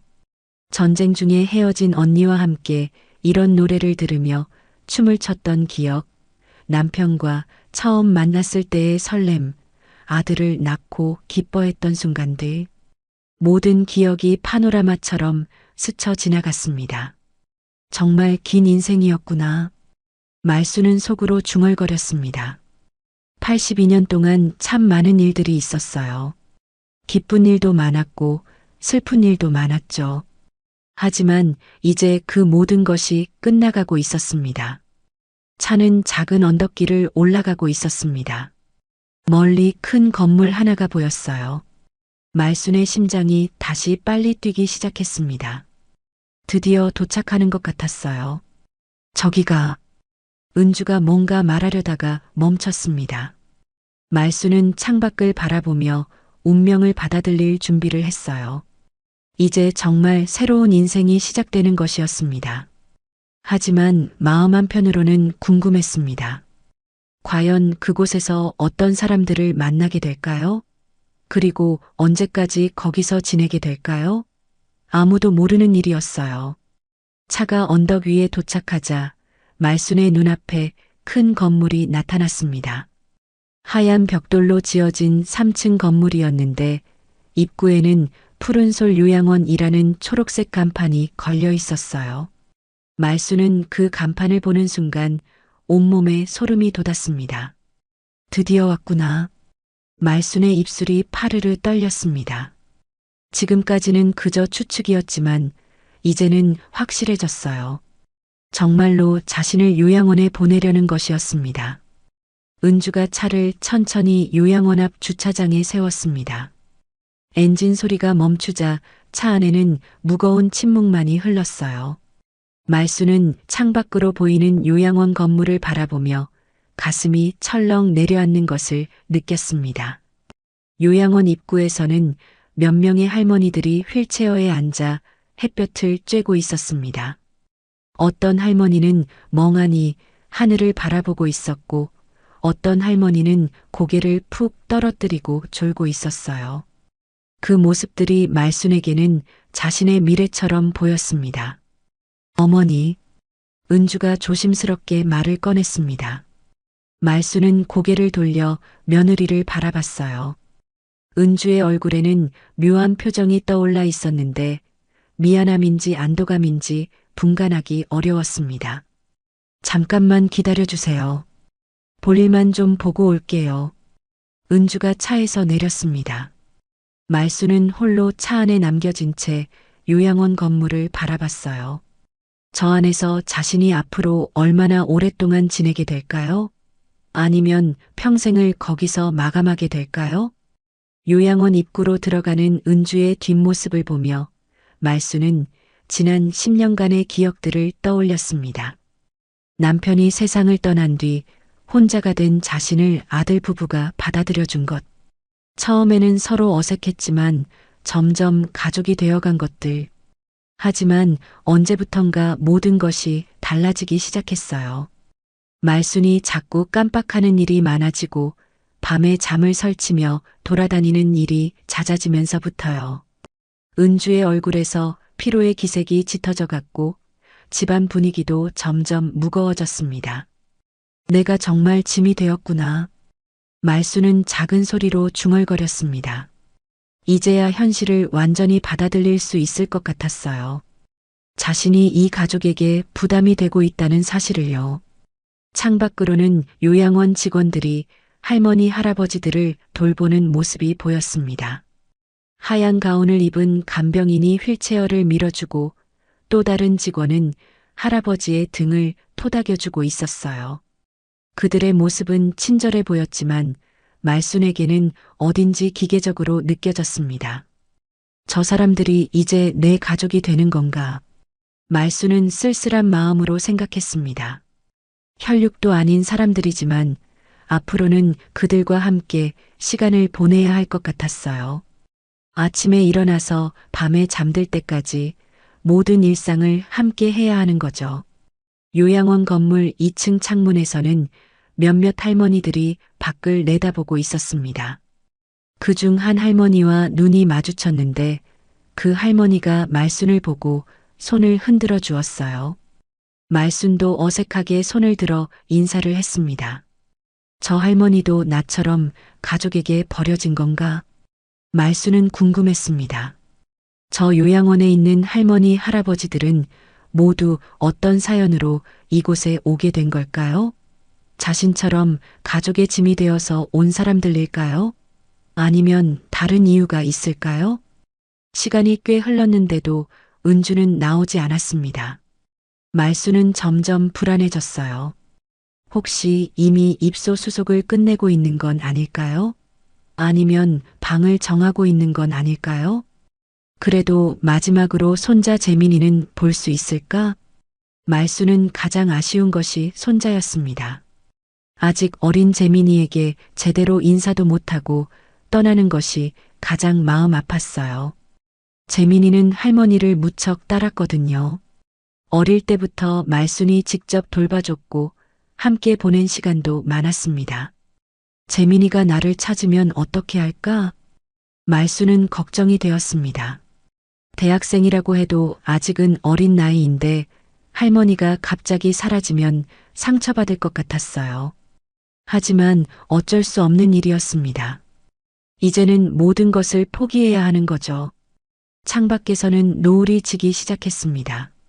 하늘이 주황빛으로 물들어가고 있었어요. 말수는 그 노을을 바라보며 인생의 황혼을 느꼈습니다. 정말로 모든 것이 끝나가고 있는 것 같았어요. 그때 요양원 입구에서 은주가 나오는 모습이 보였습니다. 손에는 몇 장의 서류를 들고 있었어요. 말순의 심장이 다시 빨리 뛰기 시작했습니다. 드디어 모든 것이 결정된 것 같았어요. 은주가 차에 올라타며 말순을 바라봤습니다. 그 눈빛에는 복잡한 감정이 담겨 있었어요. 미안함, 안도감, 그리고 어떤 결심 같은 것들이 섞여 있는 것 같았습니다. 어머니, 이제 가야 해요. 은주가 시동을 걸었습니다. 차가 천천히 움직이기 시작했어요. 말수는 창밖으로 푸른솔 요양원 간판을 다시 한번 바라봤습니다. 저곳이 자신의 마지막 집이 될 줄 누가 알았을까요? 하지만 이상했습니다. 차는 요양원을 지나쳐서 계속 앞으로 가고 있었어요. 말수는 당황스러웠습니다. 분명히 여기서 내릴 줄 알았는데 왜 계속 가고 있는 걸까요? 어디로 가는 거니? 말순이 조심스럽게 물었습니다. 조금만 더 가야 해요. 금방이에요. 은주의 대답은 여전히 애매했습니다. 말수는 혼란스러웠어요. 도대체 어디로 가는 걸까요? 혹시 다른 요양원이 또 있는 건 아닐까요? 차는 푸른솔 요양원을 지나 더욱 깊은 시골길로 접어들었습니다. 말수는 창밖을 바라보며 점점 더 혼란스러워졌어요. 도대체 어디로 가는 걸까요? 혹시 다른 요양원이 있는 건 아닐까요? 아니면 더 외진 곳에 있는 시설로 가는 걸까요? 은주야, 정말 어디로 가는 거니? 말순이 다시 물었지만 은주는 여전히 애매하게 웃기만 했습니다. 곧 도착해요. 조금만 더 참으세요. 차는 구불구불한 시골길을 따라 계속 달렸습니다. 양쪽으로는 논밭과 작은 마을들이 펼쳐져 있었어요. 간간히 보이는 농가들의 굴뚝에서는 저녁 연기가 피어오르고 있었습니다. 평화로운 시골 풍경이었지만 말순의 마음은 전혀 평화롭지 않았어요. 혹시 더 멀리 있는 요양원으로 가는 건가? 말순은 속으로 생각했습니다. 아마도 비용이 더 저렴한 곳이 있나 보다. 아니면 시설이 더 좋은 곳일 수도 있고요. 어쨌든 자신의 운명은 이미 정해진 것 같았습니다. 차가 작은 언덕을 넘어서자 앞쪽에 낡은 건물 하나가 보였습니다. 빨간 벽돌로 지어진 오래된 건물이었는데 어딘지 익숙한 느낌이 들었어요. 말수는 눈을 비비며 자세히 바라봤습니다. 저게... 말순의 심장이 다른 이유로 뛰기 시작했습니다. 저 건물은 요양원이 아니었어요. 낡은 교문과 운동장, 그리고 오래된 교사 건물. 분명히 초등학교였습니다. 차가 교문 앞에 멈췄을 때 말수는 자신의 눈을 의심했습니다.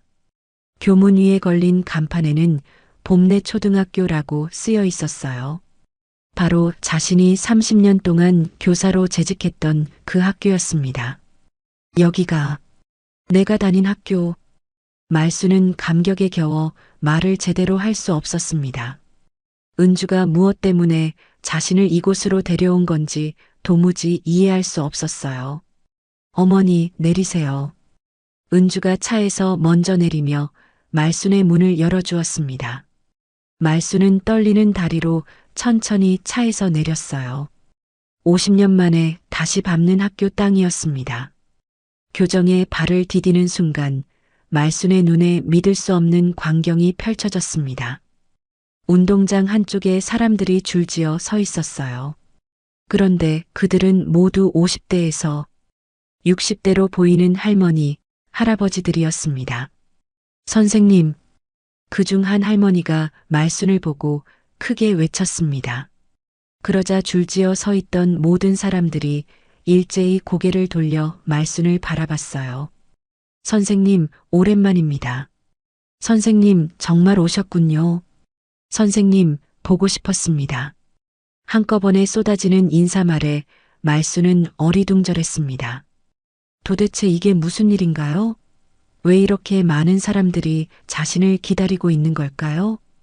그때 줄에서 한 할아버지가 앞으로 나왔습니다. 60이 가까이 되어 보이는 할아버지였는데 말순을 보자 눈물을 글썽였어요. 선생님, 저 기억하세요? 김철수입니다. 선생님, 반 6학년 2반 김철수요. 말순은 순간 기억이 떠올랐습니다. 아, 맞다. 철수는 자신이 가르쳤던 제자 중에서도 특히 기억에 남는 아이였어요. 가난해서 점심도 제대로 못 먹던 아이였는데 말순이 몰래 도시락을 싸주곤 했었습니다. 철수야. 정말 철수구나.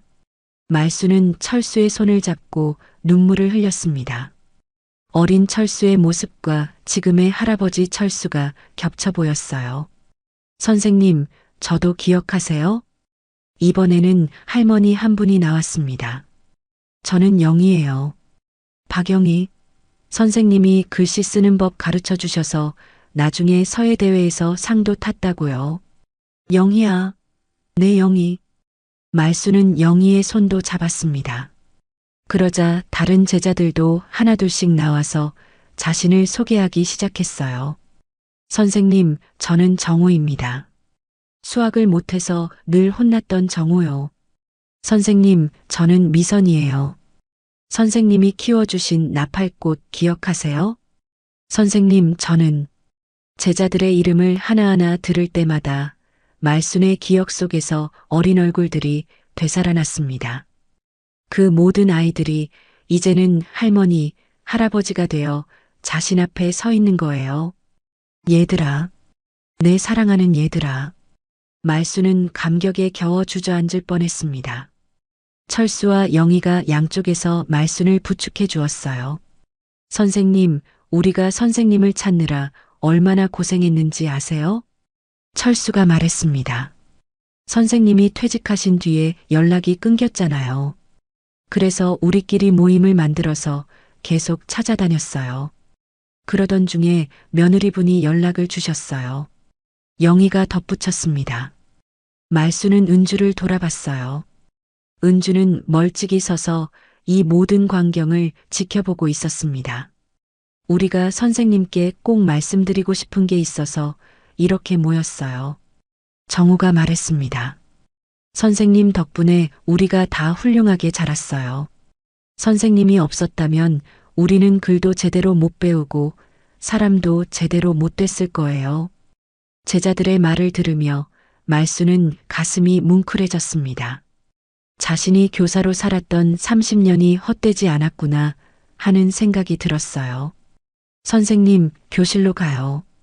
우리가 준비한 게 있어요.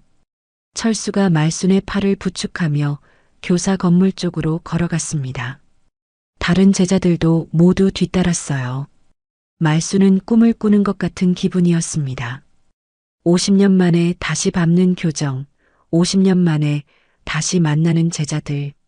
몇 시간 전까지만 해도 요양원에 버려질 거라고 생각했는데 이런 기적 같은 일이 일어날 줄 누가 알았을까요? 교사 건물에 들어서며 말수는 새로운 희망을 느꼈습니다. 아직 자신을 기억하고 사랑해주는 사람들이 이렇게 많이 있었구나. 자신은 혼자가 아니었던 거예요.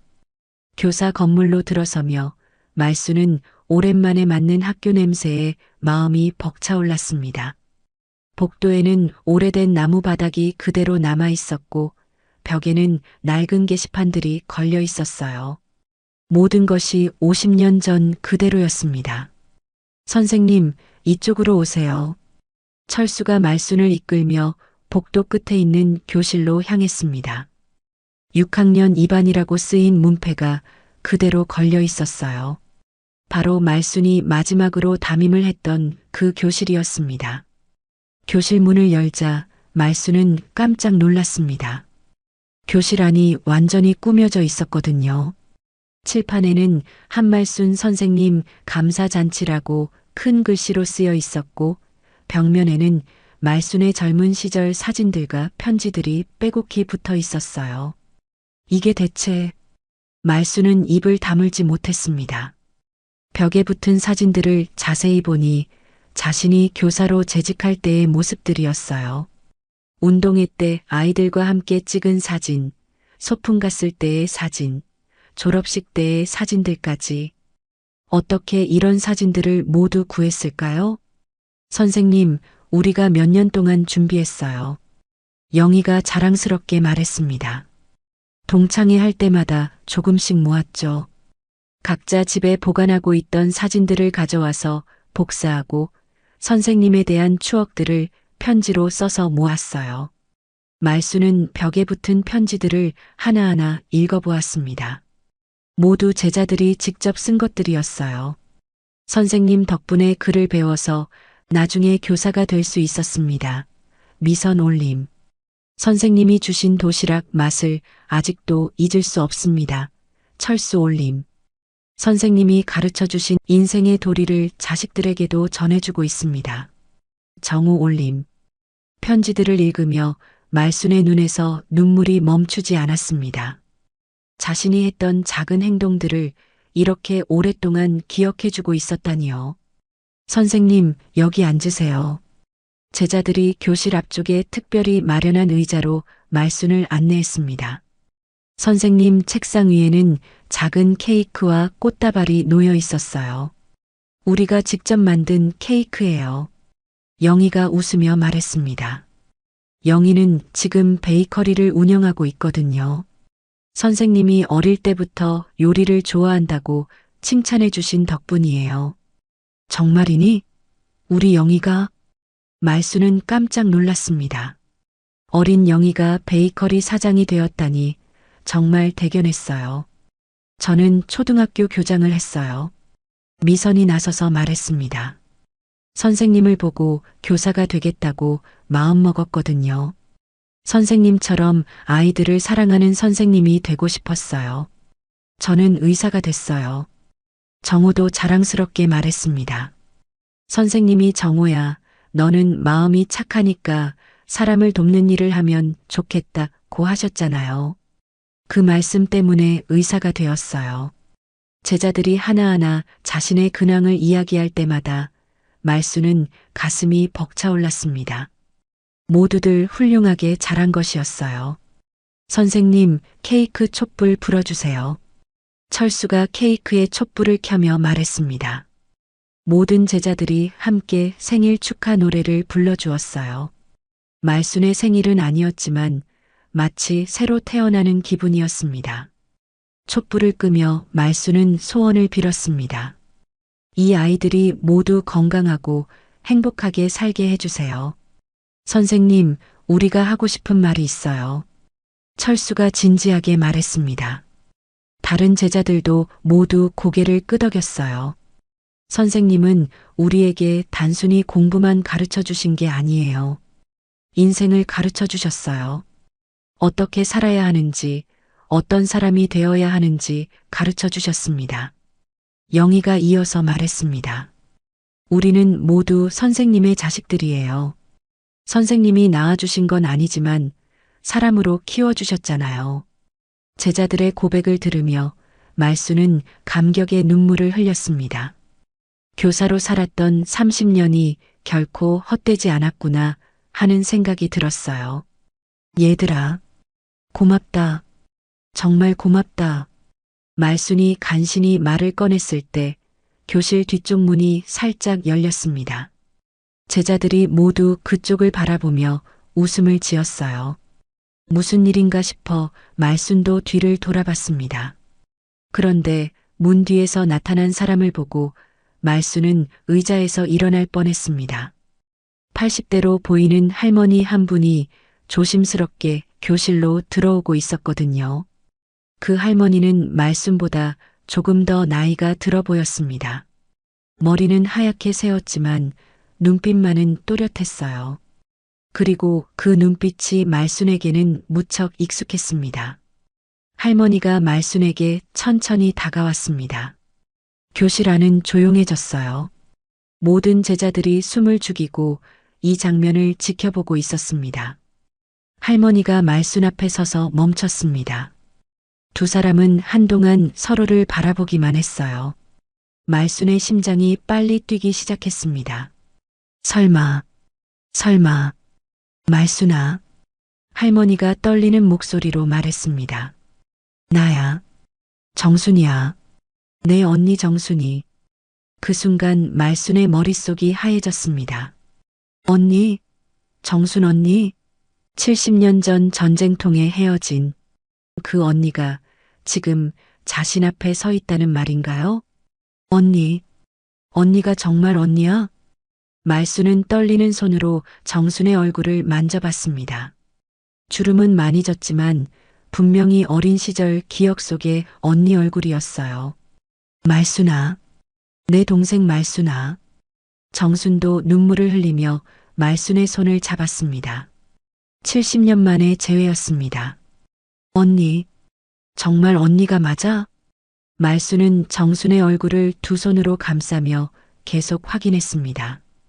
70년이라는 긴 세월이 흘렀지만 언니의 눈빛만은 변하지 않았어요. 어린 시절 자신을 보살펴주던 그 따뜻한 눈빛 그대로였습니다. 말순아, 내가 얼마나 너를 찾았는지 몰라. 정순도 눈물을 흘리며 말순의 손을 꽉 잡았습니다. 두 자매는 그대로 서로를 끌어안고 오열했어요. 70년 동안 쌓인 그리움과 안타까움이 한꺼번에 터져나왔습니다. 교실 안의 제자들도 모두 눈물을 흘리고 있었습니다. 이런 감동적인 장면을 목격하게 되어 가슴이 뭉클했거든요. 언니, 어떻게 여기에 있는 거야? 말순이 울음을 그치고 물었습니다. 정순은 말순의 눈물을 닦아주며 천천히 이야기를 시작했어요. 며느리분이 나를 찾아냈어. 몇 년 동안 수소문하시더니 드디어 찾아내신 거야. 말순은 깜짝 놀라 은주를 바라봤습니다. 은주는 교실 뒤쪽에서 이 모든 광경을 지켜보고 있었어요. 그 얼굴에는 미소가 번져 있었습니다. 며느리가 언니를 찾아준 거야? 그래. 내 며느리는 정말 효부야. 몇 년 전부터 나를 찾기 시작했대. 전국의 양로원과 복지관을 다 뒤져가면서 말이야. 정순의 말을 듣고 말순은 가슴이 뭉클해졌습니다. 자신을 버리려고 한다고 생각했던 며느리가 사실은 이런 놀라운 일을 준비하고 있었던 거였어요. 은주야. 말순이 며느리를 불렀습니다. 은주가 조심스럽게 다가왔어요. 어머니, 죄송해요. 비밀로 해야 해서. 은주의 목소리는 떨리고 있었습니다. 말순은 은주의 손을 잡았어요. 고맙다, 은주야. 정말 고맙다.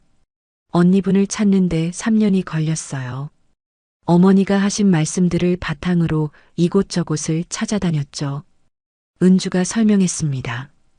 어머니께서 언니분이 전쟁 때 부산으로 피난 갔다고 하셔서 부산 지역부터 시작했어요. 양로원, 복지관, 노인회관까지 안 가본 곳이 없었어요. 말수는 며느리의 노력을 듣고 눈물이 났습니다. 자신을 위해 이렇게까지 해줬다니요. 그러다가 작년에 드디어 언니분을 찾았어요. 대구에 있는 양로원에서 지내고 계시더라고요. 양로원에서? 말순이 놀라서 물었습니다. 응, 나도 혼자였거든. 정순이 쓸쓸하게 말했습니다. 전쟁 후에 결혼은 했지만 아이가 없었어. 남편도 10년 전에 세상을 떠나고 그래서 양로원에서 혼자 지내고 있었지. 언니. 말수는 언니의 손을 더욱 꽉 잡았습니다. 자신만 외로웠던 게 아니었구나 하는 생각이 들었어요. 며느리분이 나를 찾아왔을 때 정말 꿈 같았어. 말순이가 살아있다니, 그것도 건강하게 잘 지내고 있다니. 정순이 말순을 바라보며 웃었습니다. 그래서 오늘을 위해 준비한 거야. 며느리분과 제자들이 함께 계획을 세워서 말수는 이제야 모든 것을 이해할 수 있었습니다. 은주가 몰래 했던 전화통화들, 요양원을 들렀던 일, 모든 것이 이 순간을 위한 준비였던 거예요. 은주야, 내가 오해했구나. 날 요양원에 버리려고 하는 줄 알았어. 말순이 고백하자 은주가 깜짝 놀랐습니다. 어머니, 그런 생각을 하셨어요? 저는 단 한 번도 그런 생각 해본 적 없어요. 요양원 전화 통화하는 걸 들었거든. 비용이며 날짜며. 아, 그건 언니분 모시러 가는 준비 때문이었어요. 언니분을 우리 집으로 모셔오려고 양로원과 상의하는 거였거든요. 은주의 설명을 듣고 말수는 자신이 얼마나 큰 오해를 했는지 깨달았습니다. 어머니, 저는 어머니를 저희 가족의 소중한 어른으로 여기고 있어요. 절대 버릴 생각 같은 건 없으니까 걱정하지 마세요. 은주의 진심 어린 말에 말수는 무릎을 꿇고 며느리에게 사죄했습니다. 은주야, 미안하다. 정말 미안해. 내가 너무 의심이 많았구나. 어머니, 일어나세요. 이해해요. 혼자 계시니까 불안하셨을 거예요. 은주가 말순을 일으켜 세우며 다독였습니다. 그런데 언니는 이제 어떻게 하지? 말순이 걱정스럽게 물었습니다. 언니분은 이제 우리 집에서 함께 지내실 거예요. 은주가 웃으며 대답했습니다. 어머니 방 옆에 작은 방을 하나 더 준비했어요. 두 분이 함께 지내시면 얼마나 좋을까요? 말수는 꿈만 같았습니다. 몇 시간 전까지만 해도 요양원에 버려질 거라고 생각했는데 이제는 언니와 함께 지낼 수 있게 되었다니요. 선생님, 정말 잘 됐어요. 철수가 박수를 치며 말했습니다. 다른 제자들도 모두 박수를 쳤어요. 선생님이 행복해 하시는 모습을 보니까 우리도 기뻐요. 영희가 눈물을 닦으며 말했습니다. 우리도 이제 안심이에요. 선생님께서 외롭지 않으실 테니까. 정우도 덧붙였습니다. 말수는 교실을 둘러보며 감격했습니다. 사랑하는 제자들, 그리고 70년 만에 만난 언니, 그리고 자신을 진심으로 돌봐주는 며느리까지. 이 모든 것이 현실이라니 믿어지지 않았어요. 정말 감사합니다. 모두 고맙습니다. 말순이 모든 사람들에게 인사했습니다. 인생에서 이렇게 행복한 순간이 또 있을까 싶었어요. 언니, 이제 우리 헤어지지 말자. 그래, 말순아. 이제는 끝까지 함께 지내자. 두 자매는 다시 한번 포옹했습니다. 70년 만의 재회, 그리고 새로운 시작이었습니다. 교실에서의 감동적인 재회가 한창일 때 창밖으로 해가 서서히 지고 있었습니다. 제자들은 말순과 정순 자매의 이야기를 들으며 함께 웃고 울었어요. 70년의 세월을 뛰어넘은 재회였으니까요. 선생님, 그런데 깜짝 선물이 하나 더 있어요. 철수가 의미심장하게 웃으며 말했습니다. 다른 제자들도 서로 눈빛을 주고받으며 무언가를 기다리는 듯 했어요. 또 뭐가 있다는 거니? 말순이 궁금해하며 물었습니다. 이미 충분히 놀라운 하루였는데 또 무슨 일이 있다는 걸까요? 잠깐만 기다려 보세요. 영희가 교실 문 쪽을 바라보며 말했습니다. 마치 누군가를 기다리고 있는 것 같았어요. 그때 교실 문이 천천히 열렸습니다. 하지만 이번에는 제자가 아니었어요. 80대 정도로 보이는 할아버지 한 분이 조심스럽게 문을 열고 들어오고 있었습니다. 할아버지는 깔끔하게 정돈된 회색 양복을 입고 있었고 손에는 낡은 나무 상자 하나를 들고 있었어요. 그 할아버지가 교실로 들어서며 말순을 바라봤을 때 말순의 심장이 다시 한번 크게 뛰었습니다. 설마. 말순은 그 할아버지의 얼굴을 자세히 바라봤습니다. 어딘지 낯익은 얼굴이었거든요. 하지만 누구인지 정확히 기억이 나지 않았어요. 할아버지는 천천히 말순에게 다가왔습니다.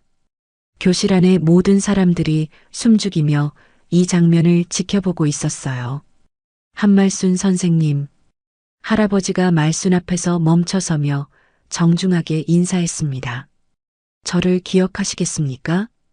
그 목소리를 듣는 순간 말순의 머릿속에 오래된 기억이 되살아났습니다. 60년 전 20살 청춘 시절의 기억이요. 현철 오빠 맞지? 말순의 입에서 나온 이름에 할아버지가 환하게 웃었습니다. 네, 맞습니다. 강현철입니다. 현철. 말순의 첫사랑이었던 현철 오빠. 지금 자신 앞에 서 있는 거였어요. 말순은 어지러움을 느끼며 의자에 주저앉았습니다. 현철 오빠, 정말 오빠 맞구나. 말순아 오랜만이네. 어떻게 여기에? 말순이 떨리는 목소리로 물었습니다. 제자분들이 나를 찾아왔어. 너를 찾고 있다고 하면서. 현철이 대답했습니다. 나도 평생 너를 잊지 못했거든. 말순은 가슴이 60년 전 20살의 자신이 되어버린 것 같았어요. 현철은 당시 자신보다 2살 위의 동네 선배였습니다. 키가 크고 책을 좋아하는 다정한 청년이었죠. 현철 오빠. 그동안 어떻게 지냈어요? 힘들게 살았어. 전쟁이 끝나고 나서도 가난했고 너와 헤어진 뒤로는 늘 후회만 했어. 현철의 목소리에는 오랜 아픔이 배어 있었습니다. 저도 그랬어요. 오빠를 보내준 걸 평생 후회했어요. 말순도 솔직하게 고백했습니다. 당시 현철은 말순에게 결혼을 신청했었어요. 하지만 전쟁의 혼란과 가난 때문에 말순은 그 제안을 받아들일 수 없었습니다. 대신 교사가 되겠다고 했죠. 너가 교사가 되고 싶다고 했을 때 나는 이해했어. 너의 꿈을 응원하고 싶었거든. 고마웠어. 오빠 정말 고마웠어요. 하지만 평생 마음 한구석에 너를 생각하며 살고 있었어. 현철이 말하며 손에 들고 있던 나무 상자를 말순에게 내밀었습니다. 이게 뭐예요? 열어봐. 말순이 떨리는 손으로 상자를 열었을 때 그 안에 들어있는 것을 보고 깜짝 놀랐습니다. 60년 전 자신이 현철에게 썼던 편지들이 고스란히 들어있었거든요. 현철 오빠, 이걸 아직까지 가지고 있었구나. 응, 하나도 버리지 않았어. 편지들 밑에는 흑백 사진 몇 장이 있었습니다. 20살의 말순과 22살의 현철이 함께 찍은 사진들이었어요. 둘 다 수줍게 웃고 있는 모습이었습니다.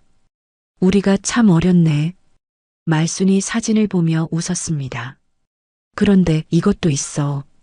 현철이 상자 맨 밑에서 작은 봉투 하나를 꺼냈습니다. 이건 우리가 함께 묵기로 했던 타임캡슐이야. 기억나?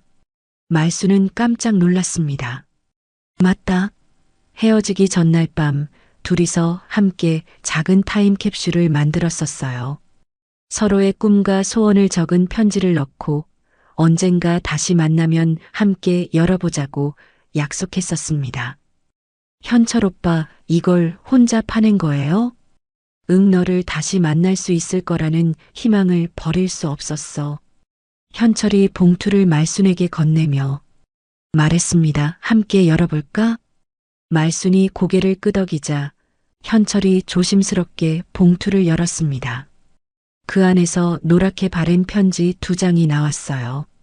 말순은 자신이 썼던 편지를 펼쳐 읽었습니다. 현철 오빠에게 나는 훌륭한 교사가 되어서 많은 아이들을 가르치고 싶어요. 그리고 언젠가 오빠와 다시 만나서 행복하게 살고 싶어요. 오빠도 꿈을 이루고 건강하게 살아주세요. 말순 올림 현철도 자신의 편지를 읽었습니다.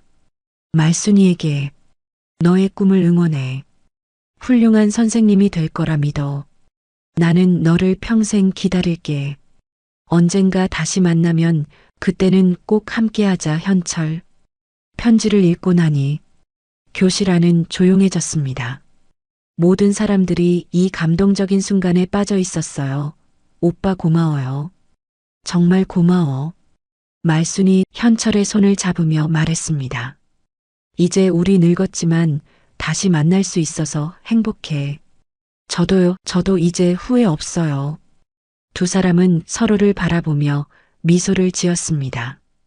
60년의 세월이 주는 깊은 감동이었어요. 해가 완전히 지고 교정에 은은한 가로등이 켜졌습니다. 교실 안에서는 말순의 인생에서 가장 소중한 사람들이 모두 한자리에 모여 있었어요. 70년 만에 만난 언니 정순, 평생 잊지 못했던 첫사랑 현철 오빠, 그리고 자신을 진심으로 사랑해주는 제자들까지. 정말 꿈 같은 하루였어. 말순이 모든 사람들을 바라보며 감격스럽게 말했습니다. 몇 시간 전까지만 해도 요양원에 버려질 거라고 생각했는데 이런 기적 같은 일이 일어날 줄 누가 알았을까요? 선생님, 우리가 마지막으로 함께 사진 1장 찍을까요? 철수가 제안했습니다. 모든 사람들이 좋다고 대답했어요. 그럼 교정 감나무 아래에서 찍어요. 선생님이 예전에 그 나무 아래에서 우리에게 자주 이야기해 주셨잖아요. 영희가 기억을 떠올리며 말했습니다. 맞습니다. 말순은 쉬는 시간마다 교정의 큰 감나무 아래에서 아이들에게 옛날 이야기를 들려주곤 했었어요. 모든 사람들이 교실에서 나와 교정으로 향했습니다. 말순은 현철과 정순의 부축을 받으며 천천히 걸었어요. 제자들과 은주가 뒤따랐습니다. 감나무 아래에 도착하자 철수가 준비해온 카메라를 꺼냈습니다. 모든 사람들이 감나무를 배경으로 자리를 잡았어요. 말순아, 너 가운데 서. 정순이 말순을 가운데로 이끌었습니다. 양쪽으로 정순과 현철이 섰고 그 주위로 제자들이 둘러섰어요. 은주는 조금 떨어진 곳에서 이 모든 광경을 지켜보고 있었습니다. 은주야, 너도 와서 함께 찍자. 말순이 며느리를 불렀습니다. 어머니 옆이 제 자리예요. 은주가 말순 옆으로 와서 섰습니다. 말순은 은주의 손을 꽉 잡았어요. 고맙다, 은주야. 정말 고맙다. 저야말로 감사해요, 어머니. 이렇게 좋은 일을 함께 할 수 있어서요. 카메라 셔터 소리가 여러 번 울렸습니다. 모든 사람들의 얼굴에는 행복한 미소가 번져 있었어요. 사진을 다 찍고 나자 정호가 작은 라디오를 켰습니다. 거기서 옛날 노래가 흘러나왔어요. 말순이 젊었을 때 즐겨 들었던 고향의 봄이었습니다. 나의 살던 고향은 꽃피는 산골, 복숭아꽃, 살구꽃, 아기진달래. 노래가 흘러나오자 모든 사람들이 자연스럽게 따라 불렀습니다. 말순도 정순과 현철과 함께 노래를 불렀어요.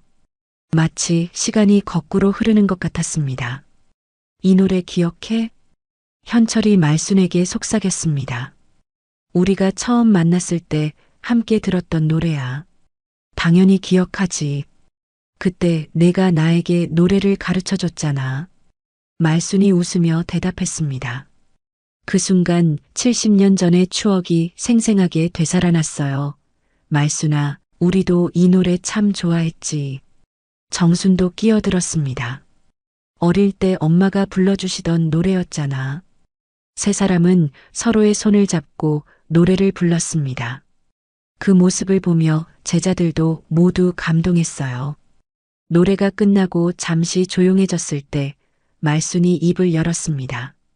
여러분, 오늘 제가 깨달은 게 있어요. 모든 사람들이 말순을 바라봤습니다. 저는 오늘 아침까지만 해도 제가 버려지는 줄 알았어요. 아무도 저를 필요로 하지 않는다고 생각했죠. 말순의 목소리가 떨렸습니다. 하지만 틀렸어요. 저는 버려지는 게 아니라 다시 사랑받고 있었어요. 이렇게 많은 분들이 저를 기억해주고 찾아주고 사랑해주고 계셨던 거예요. 제자들이 고개를 끄덕였습니다. 선생님, 우리에게 선생님은 영원한 스승이에요. 미선이 말했습니다. 선생님이 가르쳐 주신 것들을 우리가 다시 우리 자식들에게 가르쳐 주고 있어요. 그래요, 선생님. 선생님의 사랑은 계속 이어지고 있어요. 정우도 덧붙였습니다. 말수는 가슴이 벅차올랐습니다.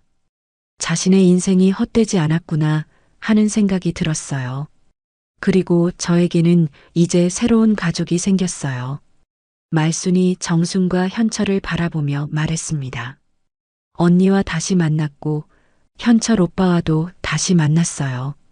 그리고 저를 진심으로 사랑해주는 며느리도 있고요. 은주가 말순의 어깨에 손을 올렸습니다. 어머니, 앞으로도 계속 함께해요. 우리 가족이잖아요. 그럼 재민이는 어디 있니? 손자도 봐야지. 말순이 갑자기 손자 생각이 났습니다. 재민이는 집에서 기다리고 있어요. 오늘 일을 비밀로 하느라 못 데려왔어요. 은주가 웃으며 대답했습니다. 빨리 가서 재민이에게도 좋은 소식을 알려줘야겠어요. 재민이가 얼마나 놀랄까? 말순이 상상만 해도 즐거웠습니다. 밤이 깊어가고 있었지만 아무도 헤어지고 싶어 하지 않았습니다. 하지만 이제 집으로 돌아갈 시간이었어요. 선생님, 우리 정기적으로 만나요. 철수가 제안했습니다. 매달 한 번씩 모임을 가져요. 선생님과 언니분, 그리고 현철 할아버지도 함께요. 좋은 생각이야. 우리 옛날 얘기도 많이 하고 근황도 나누고. 영희도 찬성했습니다. 모든 사람들이 작별 인사를 나누었습니다. 제자들은 하나하나 말순에게 인사를 하며 돌아갔어요. 현철도 말순과 정순에게 인사를 하고 자신의 연락처를 남겼습니다. 내일 전화할게요. 네. 오빠 꼭 연락해요. 마지막으로 말순, 정순, 은주만 남았습니다. 세 사람은 차에 올라타며 집으로 향했어요. 차 안에서 말순은 창밖을 바라보며 생각했습니다. 오늘 아침까지만 해도 인생이 끝났다고 생각했는데 지금은 새로운 시작이라는 생각이 들었어요. 언니, 우리 이제 정말 함께 살 수 있게 됐어. 그래, 말순아. 이제는 절대 헤어지지 말자. 은주야, 정말 고마워. 내가 없었다면 이런 기적은 일어나지 않았을 거야. 저야말로 감사해요, 어머니. 어머니께서 행복해 하시는 모습을 보니까 저도 기뻐요. 집에 도착했을 때 현관에서 재민이가 기다리고 있었습니다. 할머니, 어디 다녀오셨어요? 걱정했다고요. 재민아, 할머니가 놀라운 소식이 있어.